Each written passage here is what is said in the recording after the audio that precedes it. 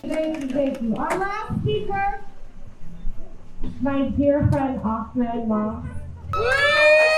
We could not have done this event without Ahmad, so thank you for being here, my friend, my fellow leader, Ahmad Ibrahim.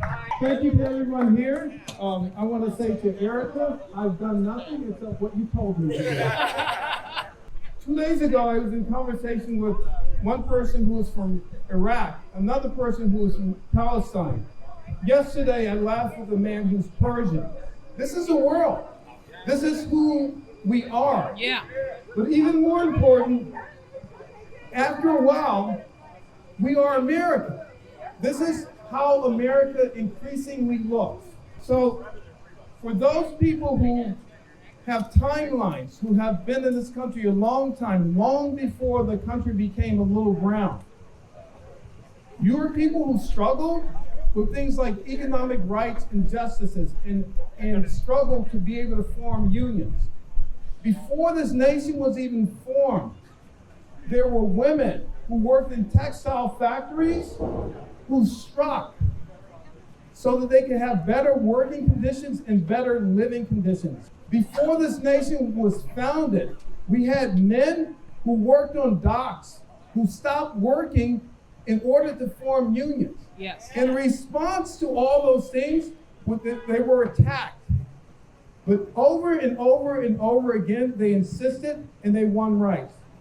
By 1936, we had people who managed to have, including politicians, to manage to afford people things like a 10-hour workday and then an 8-hour workday.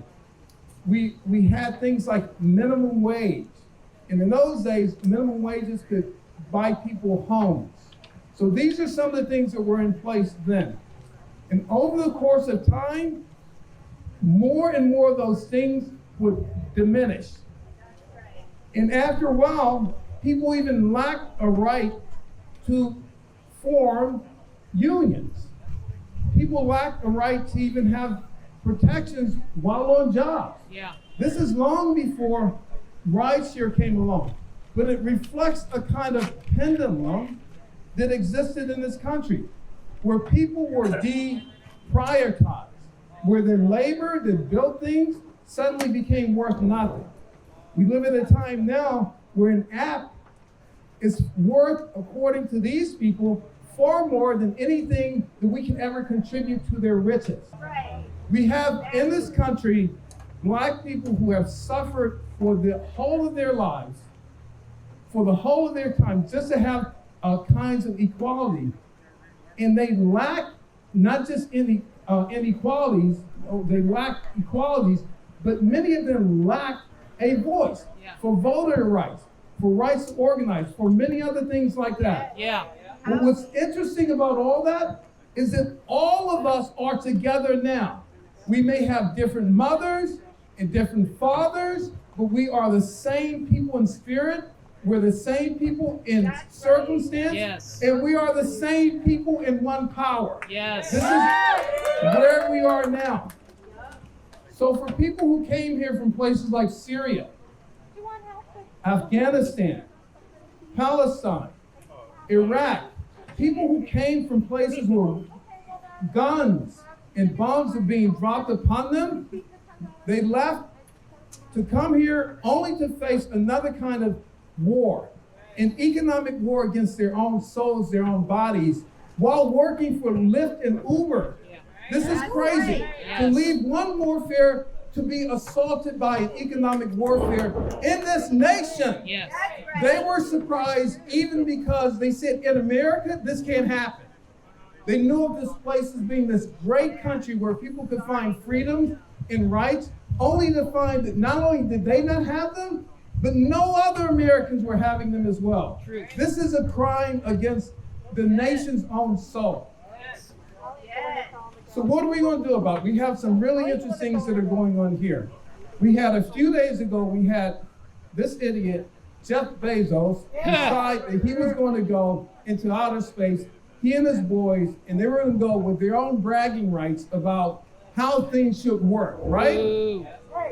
how they could travel, having destroyed this planet, and then go around the world and then colonize that too. But Bezos said something that was really interesting. He thanked all the people who helped make this stuff happen. He talked about things like the engineers, the people who were like these visionaries, all these people to make space travel cool for he and his friends, right? Got the Amazon workers. Yeah. And that's exactly right. So he mentioned something that's really interesting. He mentioned the customers at Amazon and then the employees of Amazon. And you know what he said? He said to them, thank you, you paid for this. Right. All right. Shame on him. Who paid for that? We did. All right. By the same logic that they use to say that we work, our underappreciated labor makes them rich, damn it, we're going to own it. Hell yeah. We're going to own not just our own labor, we're going to own that damn building. We're going to own our own time.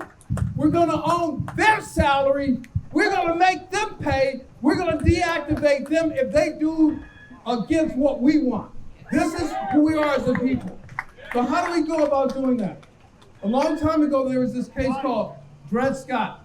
The case of Dred Scott said that a lot of different things, but one of the things it said was that black people who were suing for their right of freedom had no rights, even to come before the courts. Does that sound familiar? Oh, yeah. That's cool. They said that there was no right that a black man had that a white man could observe.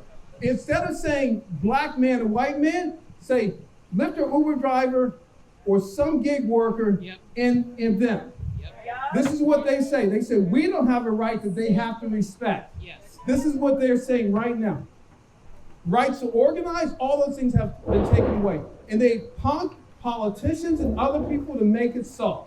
So we end up with nothing unless we change the script. Today, the script is changed.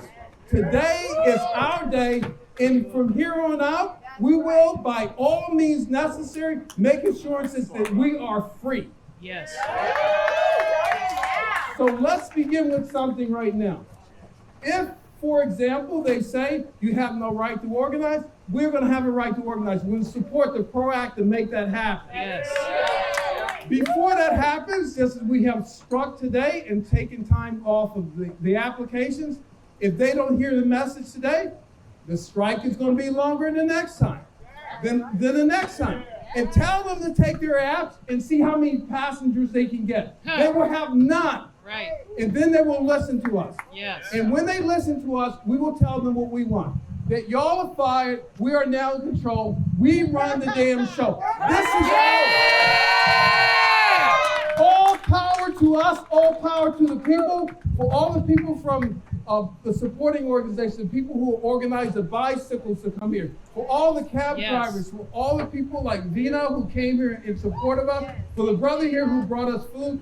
We are one family, and we will, I will say to you, thank you so much.